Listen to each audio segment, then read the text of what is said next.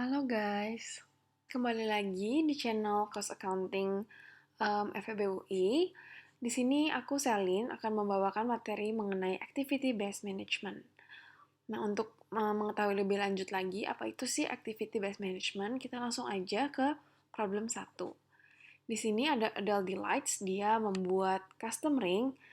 Lalu di sini dia mempunyai 6 customer yang kita rujuk dengan nomor 1, 2, 3, 4, 5, dan 6. Lalu selain biaya-biaya dari pembuatan cincin tersebut, terdapat beberapa aktivitas yang mengeluarkan biaya juga, yaitu ada customer order, di mana biayanya adalah 42 per jam yang dihabiskan bersama customer. Lalu ada customer fitting, di mana biayanya adalah 30 per jam. Lalu ada rush order, ini saat customer-nya menginginkan cincinnya cepat jadi, yaitu ada rate-nya adalah 90 per rush order-nya.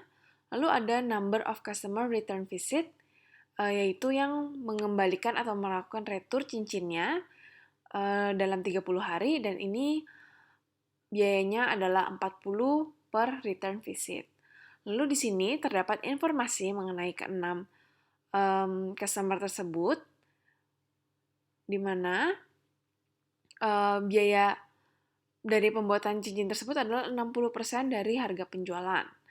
Nah, di sini terdapat informasi mengenai revenue-nya, cost of item, lalu hour spent on customer order yang dihabiskan di customer order, lalu berapa jam yang dihabiskan saat melakukan fitting, lalu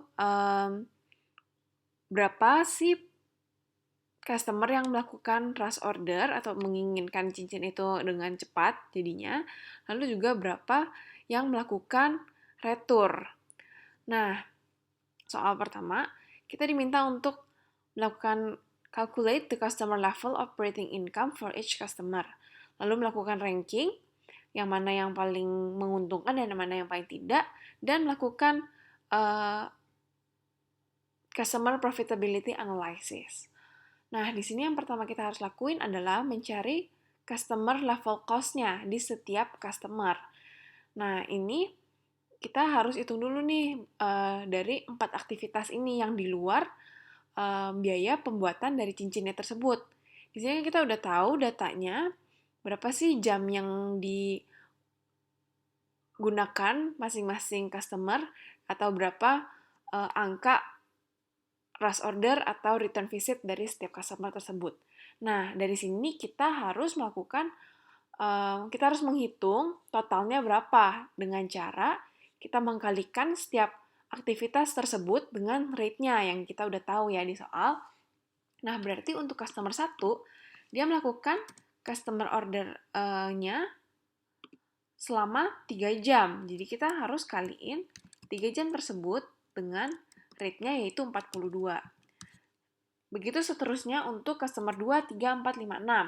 Di mana customer 2 itu menghabiskan waktu 10 jam, kita kalikan dengan 42. Lalu 1 jam, kita kalikan dengan 42. Customer 4, dia 8 jam, 8 kali 42. Customer 5, 17 dikali dengan harga customer ordernya. Lalu terakhir, dia menghabiskan waktu 5 jam. Dikalikan dengan customer ordernya. Nah, lanjut ke customer fitting, ini sama. Berarti kita ikutin aja dari jamnya. Dari jamnya atau rate-nya sama aja. Kita kali dengan berapa sih waktu yang dihabiskan. Ini rate-nya dulu ya. Ini rate-nya. Kita kalikan dengan waktu yang dihabiskan oleh masing-masing customer.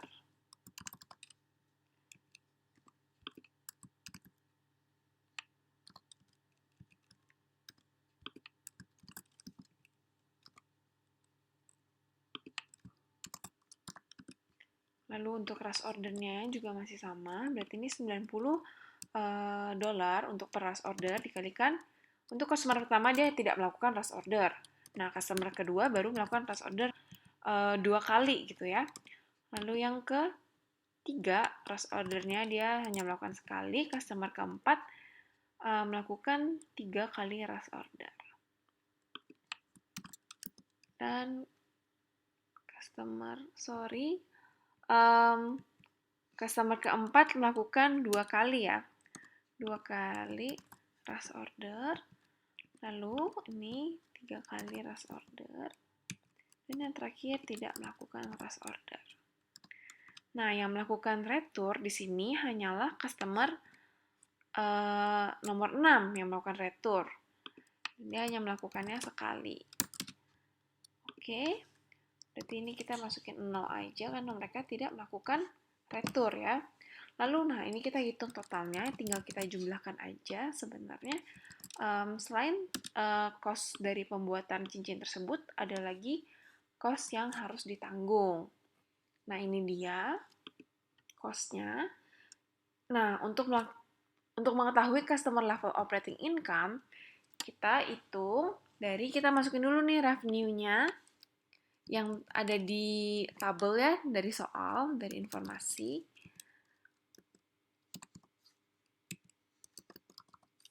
Sesuai aja masukinnya sama. Nah, lalu di sini cost of product-nya dia bilang 60% dari selling price. Tapi sebenarnya di sini cost of items-nya juga udah dikasih tahu.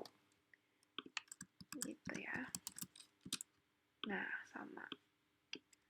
Oke, sekarang kita jadi bisa dapat gross profit-nya, di mana revenue dikurangi dari cost of product. Sekarang kita, untuk mengetahui berapa sih customer level operating income-nya, kita masukin lagi nih total customer level cost-nya. Kita masukin, nah terus kita mengurangi gross profit dengan customer level cost-nya untuk mengetahui customer level operating income. Nah, dari sini kita tahu nih ternyata berapa sih biaya-biaya yang sebenarnya harus perusahaan keluarkan per customer-nya.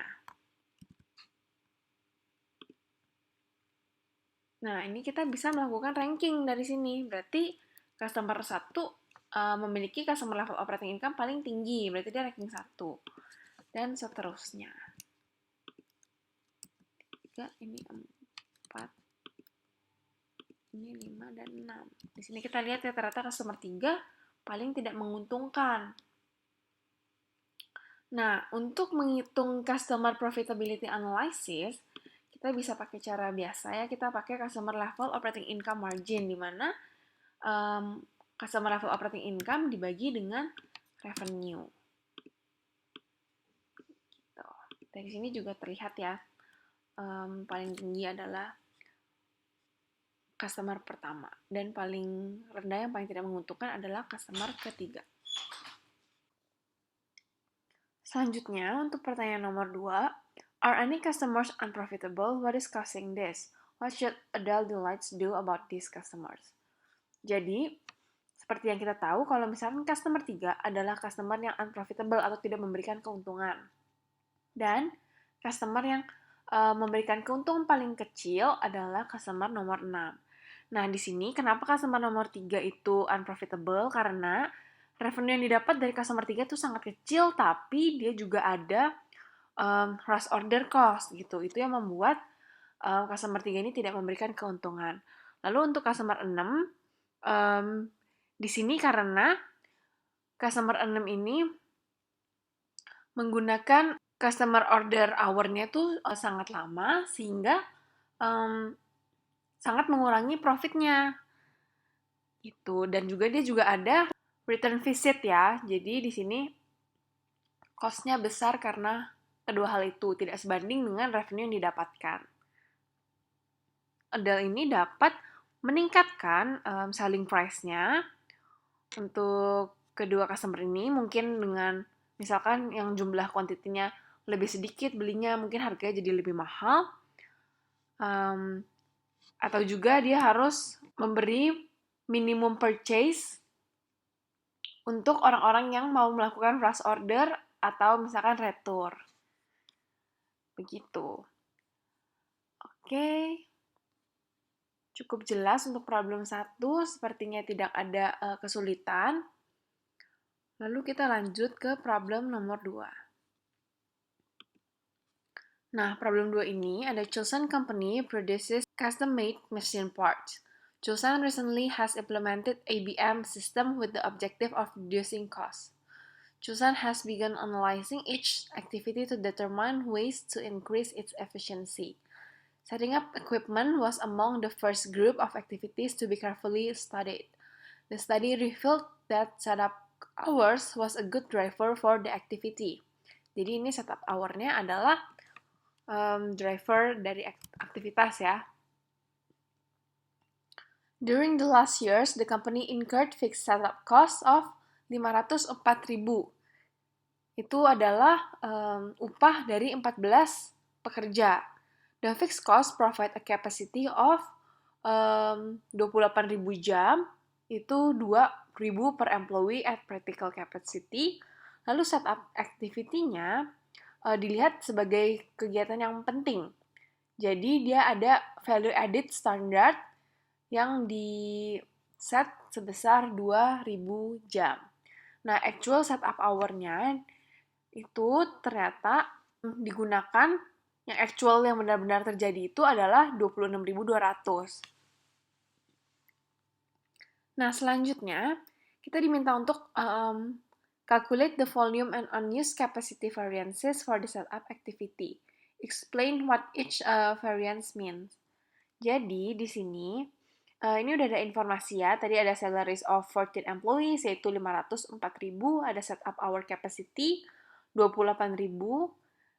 Di mana hour per employee-nya adalah 2.000. Lalu ada value added standard hour 2.000. Dan ada actual setup hour, yaitu 26.200. Nah, pertama nih kita harus cari dulu nih standard price-nya. Nah, standard price-nya itu kita dapat dari total cost, yaitu salaries-nya dibagi dengan cost driver. Tadi kita tahu cost driver-nya adalah setup hour. Jadi ini 504.000 kita bagi dengan 28.000. Ini adalah standard salaries-nya per jamnya, yaitu 18. Lalu selanjutnya untuk standard quantity atau value added output activity itu adalah 2.000. Jadi value added standard hour itu adalah standard hour di mana masih memberikan value added atau masih memberikan nilai bagi perusahaan gitu ya. Selanjutnya, untuk actual quantity-nya ini berarti adalah setup hour capacity. Selanjutnya untuk actual use-nya adalah 26.200. Nah, selanjutnya kita tahu value added activity-nya itu berapa, yaitu kita tinggal mengkalikan dari standard price-nya ini dikalikan dengan value added output activity gitu, dari aktivitas yang memberikan value added, kita kalikan dengan standard price-nya. Nah, lalu di sini sebenarnya actual cost-nya tuh yang terjadi itu berapa? Nah, ini dari actual quantity-nya, yaitu setup hour capacity, kita kalikan dengan standard price-nya. Nah, di sini kita tahu nih, ternyata actual cost, kalau kita kurangkan dengan value added capacity activity, itu ada non-value added or volume variance, yaitu 468, tinggal dikurangin ya. Dari actual cost dikurangin dengan value added activity. Nah, ini adalah aktivitas yang tidak memberikan value added gitu. Nah, selanjutnya di sini ada actual use. Nah, sebenarnya itu yang terpakai berapa sih? Kan kalau yang actual cost itu yang kapasitasnya kan, kapasitas dari perusahaan. Nah, ini sekarang actual use yang benar-benar terpakai. Itu dari actual use-nya kita kalikan dengan standard price. Nah, dari sini selisih dari actual cost sama actual use-nya itu menjadi unused capacity variance. Jadi ternyata ada 32.400 kapasitas yang tidak terpakai gitu. Lanjut ke nomor 2. Nah, di sini ditanya, prepare a report that presents value added, non-value added, and actual cost for setup. Explain why highlighting the non-value added cost is important. Nah, di sini berarti ini tinggal sama aja kita masukin ya dari atasnya. Value edit, sorry.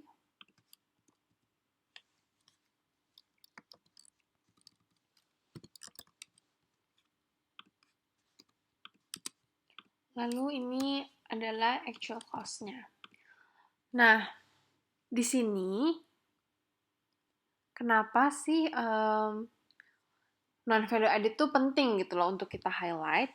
Nah, itu karena non-value added ini tidak menambah customer value, sehingga non-value added ini boleh dieliminasi dari perusahaan karena dia cuman itu menjadi beban gitu bagi perusahaan karena dia tidak memberikan manfaat apa-apa atau tidak memberikan value added apa-apa untuk perusahaan. Gitu. Nah, ini untuk nomor 3 dan 4-nya. Nanti jawabannya akan diberikan, nanti kalian coba pelajari sendiri. Lalu selanjutnya ada PR di sini yang harus dikerjakan. Ini PR-nya mudah, mirip dengan problem 2. Jangan lupa dikumpulkan, dan apabila kalian ada pertanyaan, boleh ditanya ke asisten dosen masing-masing. Sekian untuk materi activity based management ini. Semoga kalian mengerti. Terima kasih.